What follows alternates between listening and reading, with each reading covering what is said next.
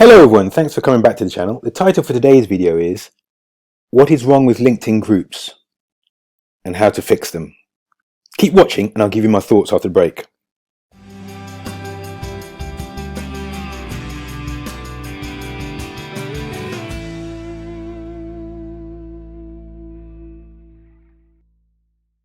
Hi everyone, if you've not subscribed already, this is a video a couple of months in the making. I've been looking at LinkedIn groups. If you haven't seen my first video on LinkedIn groups, I put a card above now. Click on that, you can watch that and then come back to this video. LinkedIn groups, let me access my own LinkedIn groups. You can also access groups here. Click on work, groups, and then it opens up a list of your groups. So that takes you to the same page. Click on network at the top of your profile and you can see groups here. So I'm now a member of 20 groups. Before I go into details about any of the groups I'm in, these are the groups you can see here. I just want to say, before doubling down on your group activity, what you should do is evaluate the groups that you're members of. I'm now a member of 20 groups. I used to be a member of 28 groups, but I looked at the content that was being posted in there. First of all, I removed inactive groups, and then those that were posting content that was not of interest to me, I just removed myself from the group. And I did that in the last 7 days or so, because there's no point being members of groups that you're no longer interested in, or being members of groups that are not posting anything because they've just become inactive. So hopefully these groups are now, the ones that I still have left are active. Although I want to demonstrate something, so I'm going to find, I think it was a British Library Entrepreneurs Society. Let's go, here it is. Let's click on this. I'm going to click on this for a moment. And I want to show you the sort of, so here's a group that's got about 12,000 members, something like that, 10,880, let's be precise. And here's the kind of content that's been posted. So that's of no interest to me. Surprisingly, many business leaders underestimate the significance of solutions architects. Okay, that's a promotional post. That's a promotional post for property people. And you can see there's not really very much engagement. There's 10,000 people, almost 11,000 people in this group. Not very much engagement on any of these posts, and I'm scrolling back. So there's quite a few posts going in there each day, but there doesn't seem to be a lot of engagement on them. So, and this is a group I've just picked at random that I'm a member of. So on this basis, I would probably look to, and this is a quite a low quality post here with some sort of quote. So I'm scrolling down. Oh, you can see all of these posts that I've shown you. There's quite a few over the last few days, but they're very low engagement. It doesn't suggest there's active conversations going on. I'm just going to close that as a message comes up like, oh, another one. I'm recording a video and I'm getting messages pinging in. Hopefully I'm not, that's fine. I've got rid of those for now. I'll read them later.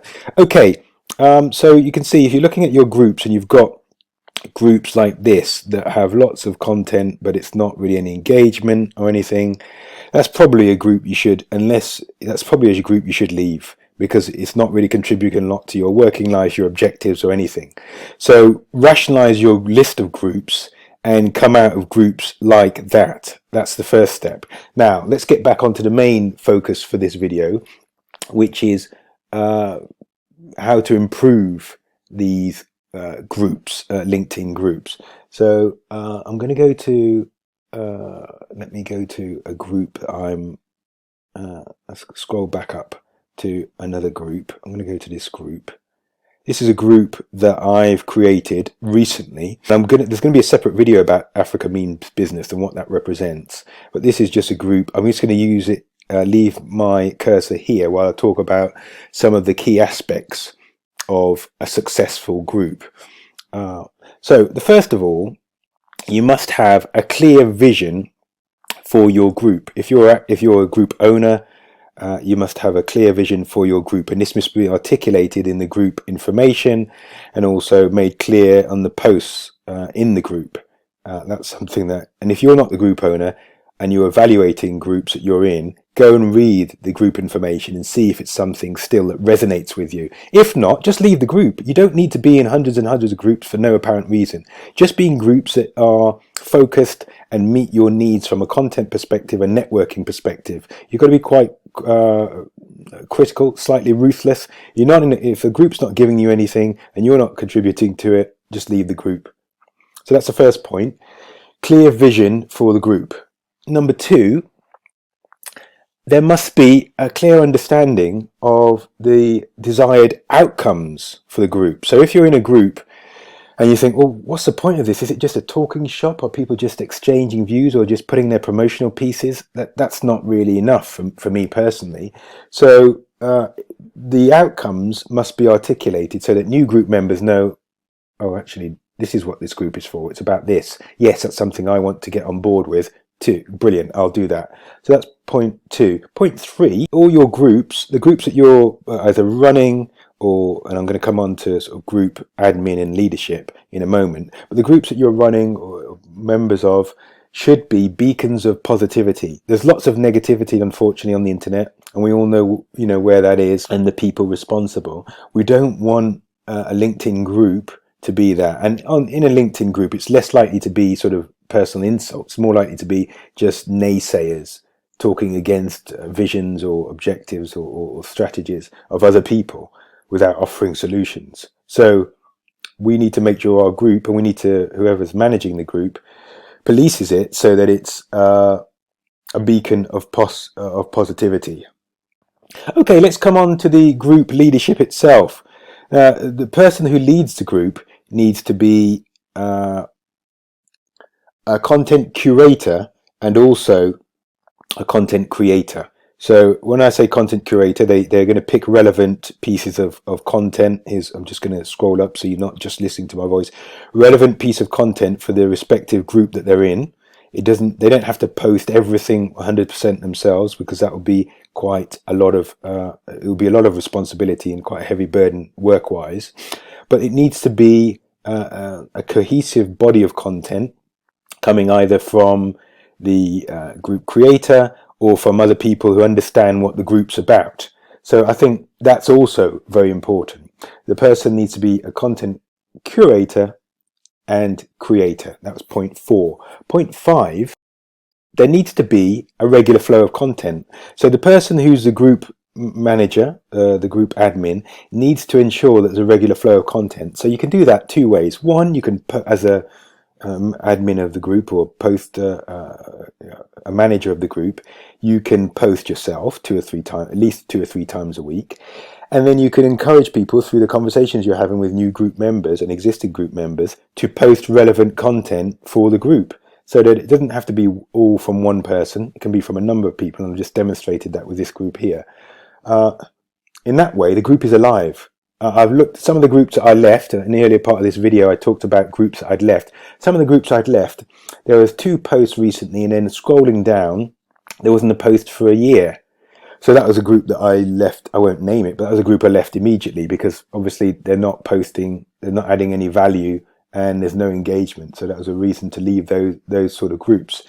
So posting in group at least twice a week, 2 or 3 times a week, I would say. Ideally, more with some user-generated content. So ideally, some of the group members are also posting in the group. It's not just a case of it's not just a case of the group managers posting. Point 6. I've touched on this already, but you need to encourage other people to post in the group, other group members. So here's an example here from this group that I'm managing. Encourage other people to post in the group. It's not just one person's voice that the group members should see, and encourage engagement. And what I do in this respect is, when there's a post that's relevant to some group members, I've been taking notes about people's roles, companies that they work for, when they join the group. So when there's a post that's relevant for them, matches their area of expertise or interest, I will mention them in the comments. So in that way, I'm provoking discussions and starting interaction between people who may not know each other. So that's point 7, probably a bit more controversial, is you must have tight control of membership. What I mean by that is, it's not that you're taking a a snobbish approach or you're being exclusive. It's just that when people apply to join your group, you evaluate them to see if they match the group's focus, needs, etc. And if they do, then let them in, obviously. If they don't, then you just explain to them that they're probably not going to get a lot of value out of the group because they're not the kind of member or person that would derive a lot of value out of the group. So I mean that's normally if you have a good articulation of what the group's focus is and what the desired outcomes are, you should get people who are like-minded being attracted to the group. But if on occasion you have somebody who's not doesn't fit with that, then I think that's something that you need to do, have tight control of membership of the group. Point 8, which is linked to point 7, is that the group should not become too large. If the group becomes too large, it becomes unmanageable.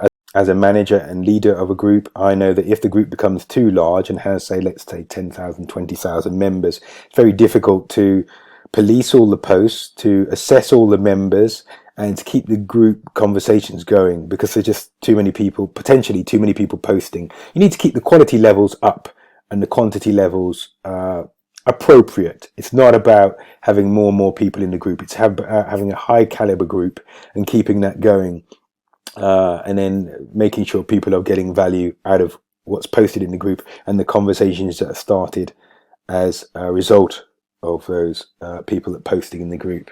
So those are my 8 points about how to, I won't say rescue LinkedIn groups because they're not all dead, but lots of LinkedIn groups died because of the posting and low engagement, people just being promotional. Some of the points I mentioned in the first part of this video.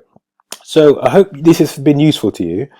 As I mentioned earlier, I will be doing a separate video on the Africa Means Business group. So if you're interested in that, look out for that coming up. But thanks for watching all the way through. If you've not subscribed already, if you've enjoyed this video and got value out of it, give me a like. Click on one of the 2 screenshots to watch another video, and look forward to speaking to you next time. Thanks. Bye-bye.